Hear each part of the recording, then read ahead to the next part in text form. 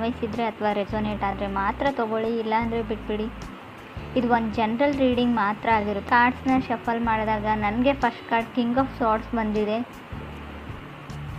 First card king of ಸಾರ್ಡ್ಸ್ ಬಂದಿರೋದ್ರಿಂದ so ಏನೋ plan ಇದೆ, ಯಾವುದನ್ನು ಎಕ್ಸಿಕ್ಯೂಟ್ ಮಾಡಬೇಕು ನೀವು, ನಿಮ್ಮ ಪಾರ್ಟ್ನರು. ಸೊ ಲಾಯರ್ಸ್ನ ಕನ್ಸಲ್ಟ್ ಮಾಡ್ತಿರೋ, ಸೊ ಬಿಗ್ ಡೀಲ್ ಅಂತ ಹೇಳ್ಬೋದು. ಯಾವುದಾದ್ರೂ ನಿಮ್ಮದು ಕೋರ್ಟ್ ಅಥವಾ ಕಚೇರಿಗೆ ಸಂಬಂಧಪಟ್ಟದ ಕೆಲಸ ಆಗಿರ್ಬೋದು. But king of swords first card ಬಂದಿರೋದ್ರಿಂದ ಮೇ ಬಿ ಮ್ಯಾಟರು ನಿಮ್ಮ ಯಂಗರ್ ಸಿಬ್ಲಿಂಗ್ಸ್ದಿರ್ಬೋದು ಅಥವಾ ಎನ್ವೈರ್ಮೆಂಟಿಗೆ ನಿಮ್ಮನ್ನು ನೀವು ಅಡಾಪ್ಟ್ ಮಾಡ್ಕೊಳ್ದಿರ್ಬೋದು. ಹೊಂದಾಣಿಕೆ ಕಮ್ಮಿ ಅಂತ ಹೇಳ್ತಾ ಇದೆ. ಸೊ ಎಲ್ಲಿಗಾದ್ರೂ ಟ್ರಾವೆಲ್ ಮಾಡಿದ್ರು, ಒಕೇಶನ್ಗೆ ಹೋಗಿದ್ರು, ಸ್ವಲ್ಪ ಹಣಕಾಸಿನ ಬಗ್ಗೆ ನೀವು ಸ್ವಲ್ಪ ಸ್ಟ್ರಿಕ್ಟಾಗಿರಬೇಕು ಅಂತ ಹೇಳುತ್ತೆ. ಹಾಗೆ ಯಾವುದಾದ್ರೂ ವಸ್ತುಗಳು ಕಳೆದೋಗಿರ್ಬೋದು, ಸ್ಪೆಷಲಿ ದುಡ್ಡಿನ ಬಗ್ಗೆ ಜೋಪಾನವಾಗಿರಿ ಅಂತ ಕಾರ್ಡ್ ಹೇಳುತ್ತೆ ಕಿಂಗ್ ಆಫ್ ಸಾರ್ಡ್ಸ್ ಇರೋದ್ರಿಂದ.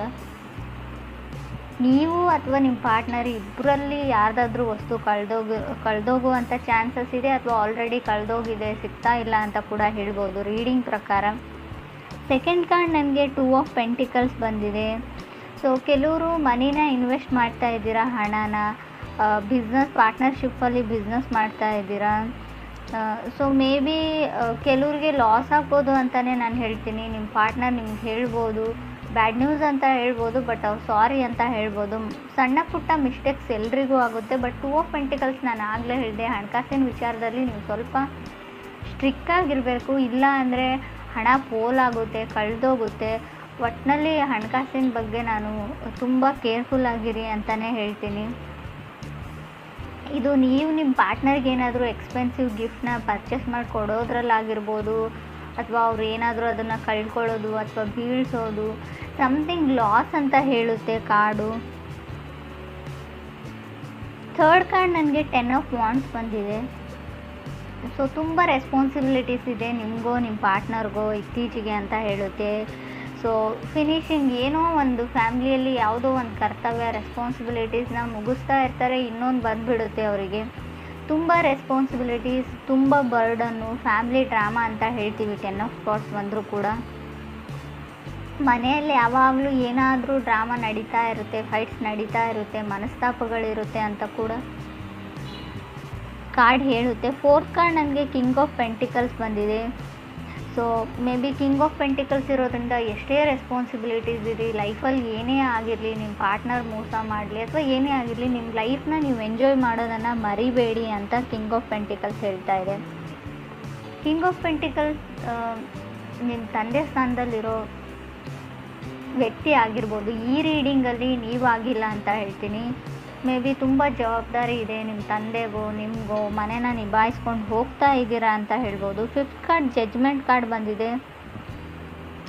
ಸೊ ಯಾರಾದರೂ ನೀವು ಡಿವೋರ್ಸ್ಗೆ ಅಪ್ಲೈ ಮಾಡಿದರೆ, ಡಿವೋರ್ಸ್ ತೊಗೊಳ್ಬೇಕು ಅಂತ ಅಂದ್ಕೊಂಡಿದ್ರೆ, ಸೊ ನಿಮಗೆ ಡಿವೋರ್ಸ್ ಸಿಗುತ್ತೆ ಅಂತ ಜಡ್ಜ್ಮೆಂಟ್ ಕಾರ್ಡ್ ಹೇಳ್ತಾ ಇದೆ.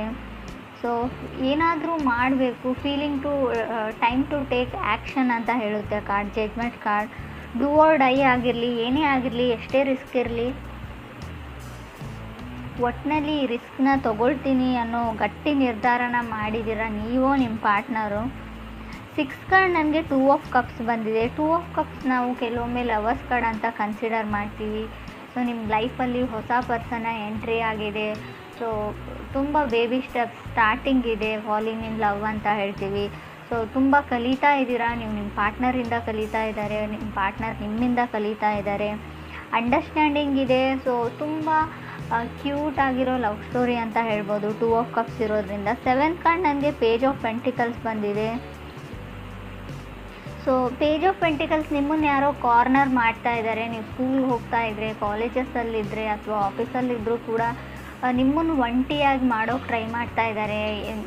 ಅವ್ರದ್ದೇ ಒಂದು ಗ್ರೂಪು, ನೀವು ಒಬ್ಬರೇ ಇರ್ತೀರ, ಯಾರೂ ಮಾತಾಡಲ್ಲ, ಜನ ನಿಮ್ಮನ್ನು ಟೀಸ್ ಮಾಡ್ತಾರೆ, ಅವಮಾನ ಮಾಡ್ತಾರೆ.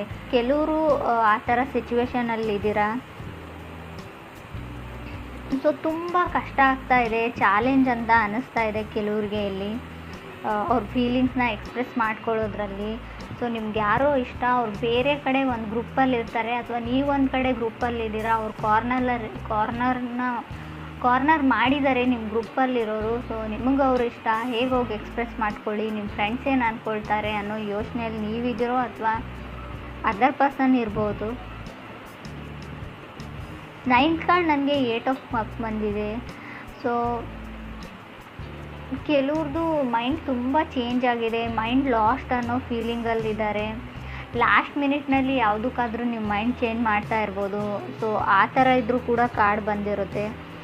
ಕೆಲವ್ರಿಗೆ 8 ಆಫ್ ಕಪ್ಸ್ ಇರೋದನ್ನು ಬಿಟ್ಟು ಇಲ್ಲದೇ ಇರೋದ್ರ ಕಡೆ ಇಮ್ಯಾಜಿನೇಷನ್ ಅಂತ ಹೇಳ್ತೀವಿ, ಅಥವಾ ನಿಮ್ಮ ಹತ್ರ ಎಲ್ಲ ಇರುತ್ತೆ ಆದರೂ ಕೂಡ ಏನೋ ಒಂದು ದೂರದ ಬೆಟ್ಟ ನುಣ್ಣಗೆ ಅಂತೀವಿ.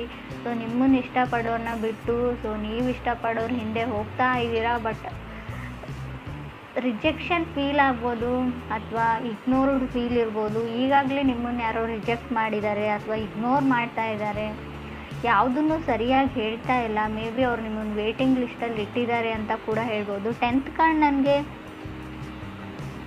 2 ಆಫ್ ಕಪ್ಸ್ ಬಂದಿದೆ ಮತ್ತೆ. ಸೊ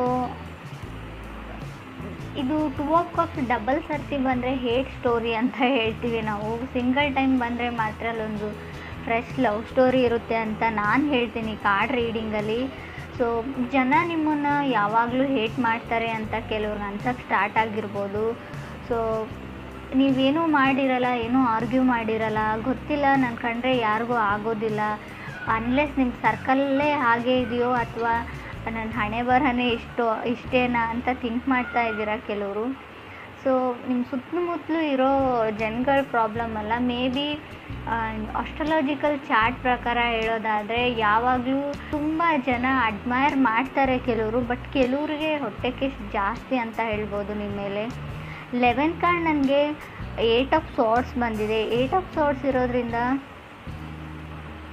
ಸೊ ಗೋಯಿಂಗ್ ವಿತ್ ಕರ್ಮ ಅಂತ ಹೇಳ್ತೀವಿ ಇದಕ್ಕೆ ನಾವು.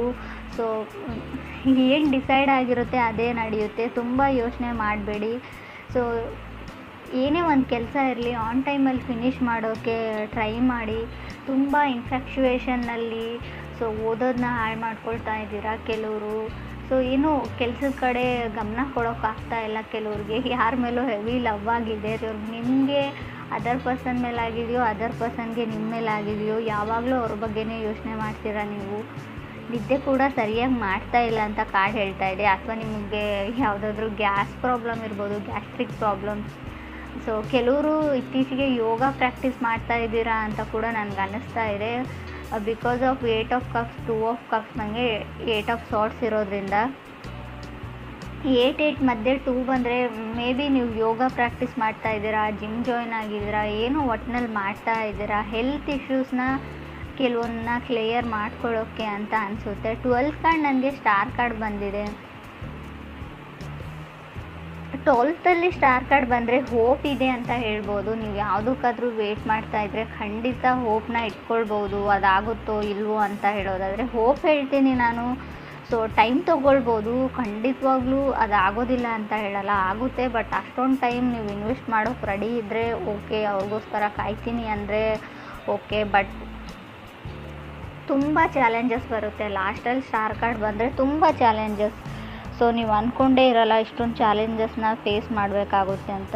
ಸೊ ಇಡೀ ಲೈಫ್ ಲಾಂಗ್ ಕೂಡ ಕೆಲವ್ರಿಗೆ ತಗಲ್ಬೋದು ಅಂತ ಕೂಡ ಕಾರ್ಡ್ ಹೇಳುತ್ತೆ.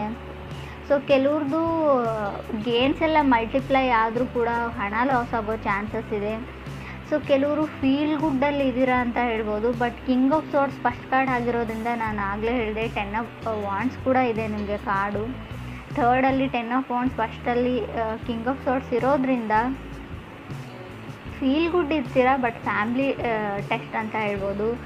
ನೀವು ಫ್ಯಾಮ್ಲಿನ ಟೆಸ್ಟ್ ಮಾಡ್ತಿರೋ ಅಥವಾ ಯೂನಿವರ್ಸ್ ನಿಮ್ಮ ಫ್ಯಾಮ್ಲಿನ ಟೆಸ್ಟಲ್ಲಿ ಇಡುತ್ತೋ ಗೊತ್ತಿಲ್ಲ. ಸ್ವಲ್ಪ ಚಾಲೆಂಜಸ್ ಬರ್ಬೋದು, ಎಲ್ಲನೂ ನಿಭಾಯಿಸ್ಕೊಂಡು ಹೋದರೆ ಖಂಡಿತವಾಗ್ಲೂ. ಸೊ ಎನಿಮೀಸ್ ಜಾಸ್ತಿ ಆಗ್ತಾರೆ ಅಂತ ಹೇಳ್ತೀನಿ ನಾನು. ಸ್ಕೂಲ್ ರಿಲೇಟೆಡ್ ಸ್ಟಫಲ್ಲಿ ಕೆಲವ್ರದ್ದು ಪ್ರಾಕ್ಟಿಕಲ್ ಎಕ್ಸಾಮ್ಸ್ ಇರ್ಬೋದು ಅಂತ ಅಂದ್ಕೊಳ್ತೀನಿ. ಕೆಲವರು ಕ್ರೇಜಿ ಇನ್ ಲವ್ವಲ್ಲಿ ಇದ್ದೀರಾ ಅಂತ ಹೇಳ್ಬೋದು. ಸೊ ಕೆಲವ್ರಿಗೆ ನೋಬಡಿ ಕ್ರಾಸ್ ಮೀ ಅನ್ನೋ ಲೆವೆಲಲ್ಲಿದ್ದೀರಾ. ಕಿಂಗ್ ಆಫ್ ಸಾರ್ಟ್ಸ್ ಅಂದರೆ ಒಂದು ಈಗೋ ಇರುತ್ತೆ, ಸಣ್ಣ ಮಟ್ಟದ ಈಗೋ. ನನಗೆಲ್ಲ ಗೊತ್ತು, ನನ್ನನ್ನು ಯಾರೂ ಕ್ರಾಸ್ ಮಾಡಿ ಹೋಗೋಕ್ಕಾಗಲ್ಲ, ನನ್ನ ಕಡೆ ಯಾರೂ ಬೆರಳು ಮಾಡಿ ತೋರಿಸಲ್ಲ. ನಾನು ಆಗಲೇ ಹೇಳಿದೆ, ಕಾರ್ನರ್ ಮಾಡ್ತಾ ಇದ್ದಾರೆ. ನೀವು ಯಾರನ್ನಾದರೂ ಕಾರ್ನರ್ ಮಾಡ್ತಾ ಇದ್ದೀರೋ, ನಿಮ್ಮನ್ನು ಯಾರಾದರೂ ಕಾರ್ನರ್ ಮಾಡ್ತಾಯಿದ್ರು, ಯಾವುದಕ್ಕೂ ಹುಷಾರಾಗಿರಿ. ಸೊ ಎನಿಮೀಸ್ ಜಾಸ್ತಿ ಆಗ್ತಾರೆ. ಸೊ ನಿಮ್ಮ ಫೀಲಿಂಗ್ಸ್ನ ಕಂಟ್ರೋಲ್ ಮಾಡ್ಕೊಳ್ಳಿ. ಕೋಪ ಬಂತು ಅಂತ ಅದನ್ನು ಯಾರ ಮೇಲೂ ತೋರಿಸ್ಬೇಡಿ, ಕಂಟ್ರೋಲ್ಡ್ ಆಗಿರಿ.